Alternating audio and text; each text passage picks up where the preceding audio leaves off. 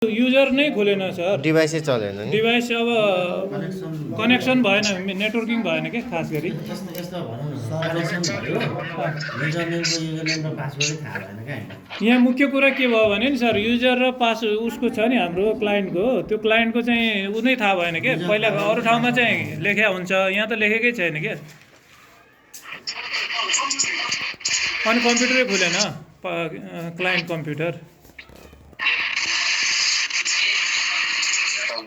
अब यसमा हजुरको के भयो भने सर्भर 1 को कुन हो 2 को कुन हो भन्ने नै छैन कि यहाँ थाहै भएन। अब हामी ट्रेनिङ सुरु सर्भर 1 को कुन हो त्यो पनि हुन्छ। तपाईँ भित्र जानुहोस् त, के अरे युजर 1 को के अरे सेटिङमा जानुहोस् त सर।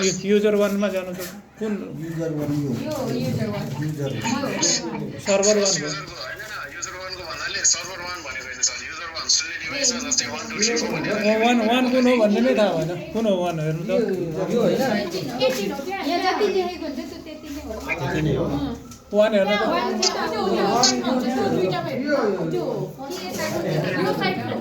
मास्टर 1 मास्टर 2 भनेको यस्तो बसेर युजर 1 मास्टर र युजर